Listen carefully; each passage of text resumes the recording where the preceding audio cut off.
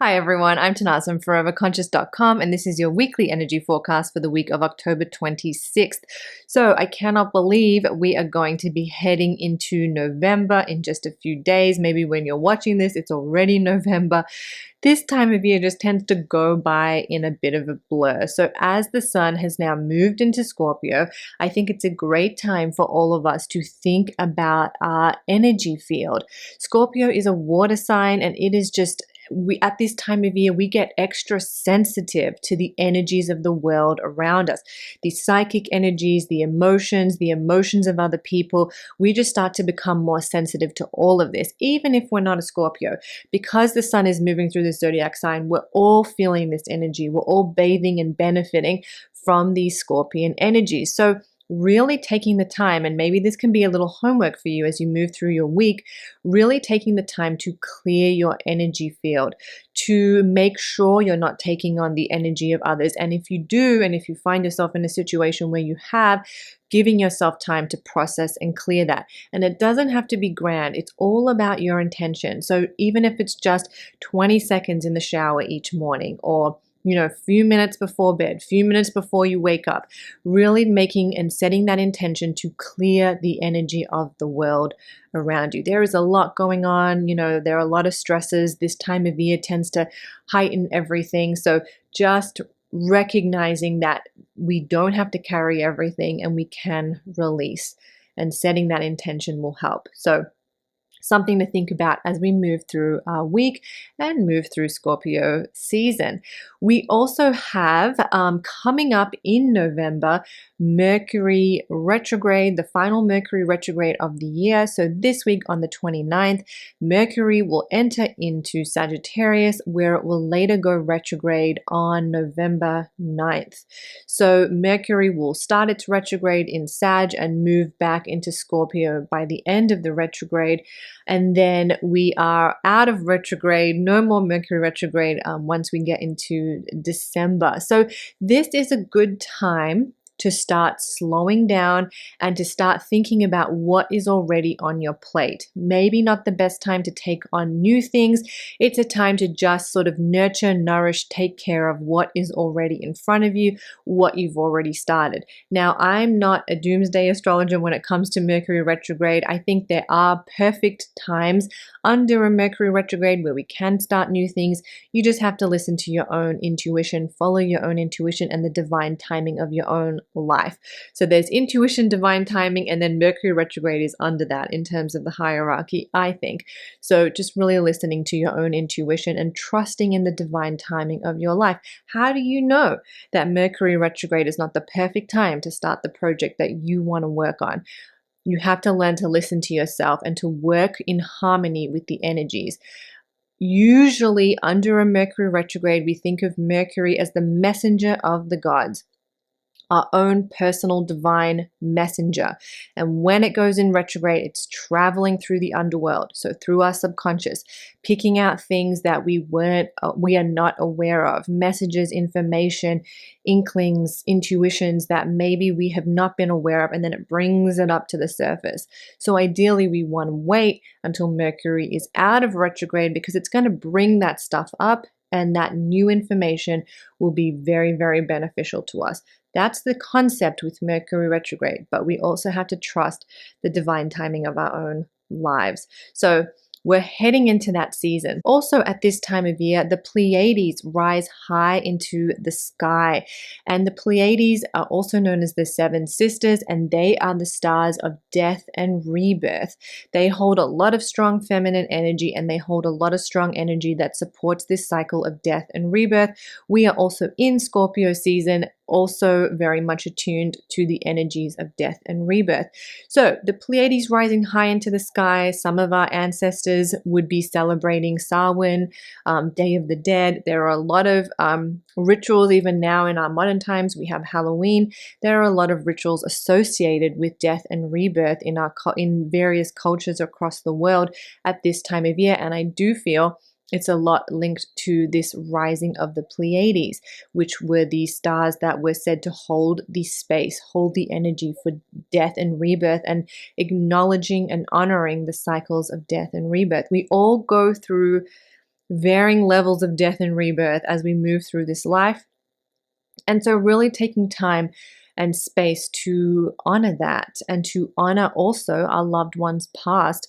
So, lighting a candle, doing something to honor and celebrate, however that looks to you. And honoring the death and rebirths that you've moved through.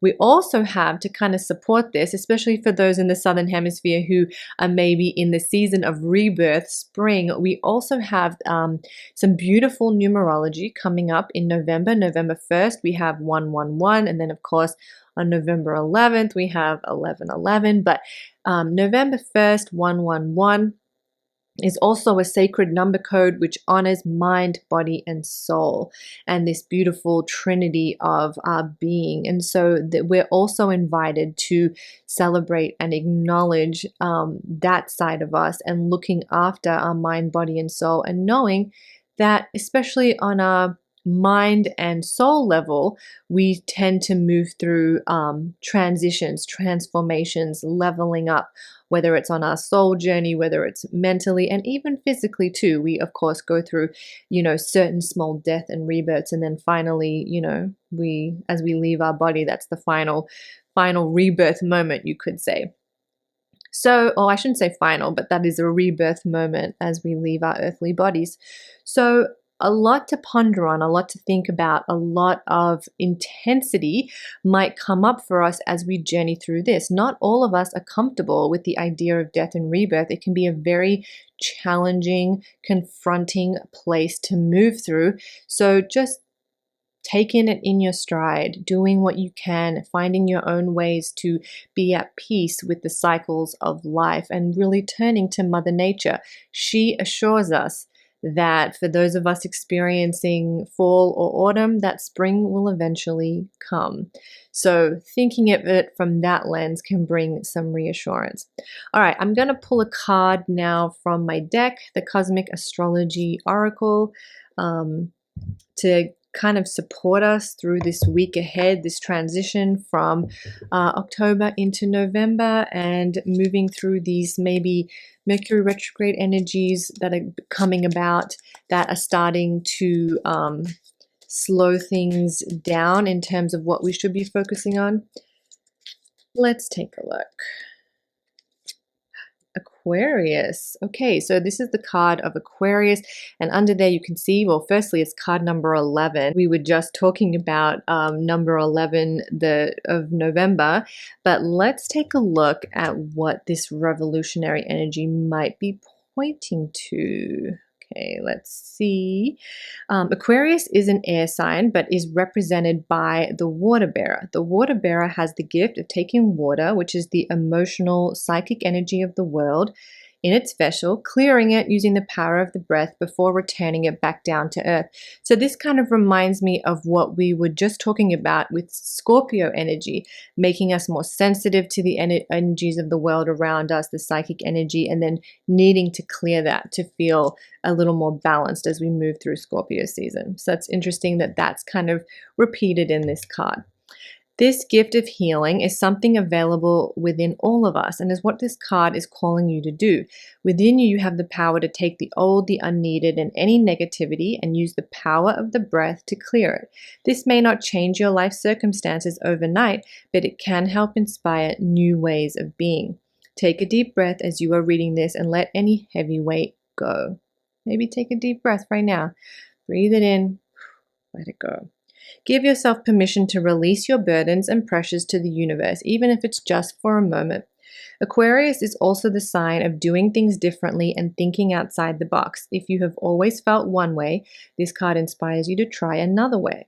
Turn things on their head, do things differently, step out of your comfort zone, and see what new world awaits. This card invites you to break the status quo and try something new and exciting. This card is also about embracing the freedom to be yourself and to live life on your own terms.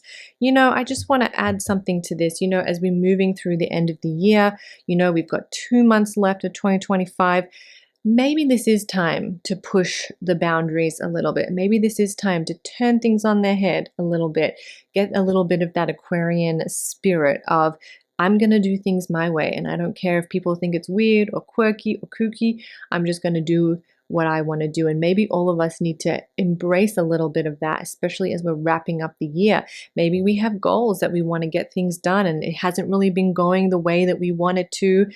Maybe we need to turn things on its head a little bit. We've only got 2 months. What have you got to lose? Give it a try. All right. I hope you found that helpful. Don't forget your moon calendars for 2026 are now available. They're up on Etsy. I only have a limited quantity. If you've been following me for a while, you know what they're all about.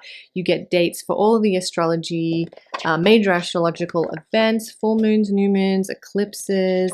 It comes with cosmically inspired artwork and affirmations. These are the birth flowers for the month. And then plus in the back, you get some journal prompts and intention setting for the year ahead. So if you would like that, please, I appreciate your support. It's up on Etsy. All right, you all have a great week. I'm Tanaaz from foreverconscious.com. Thank you so much.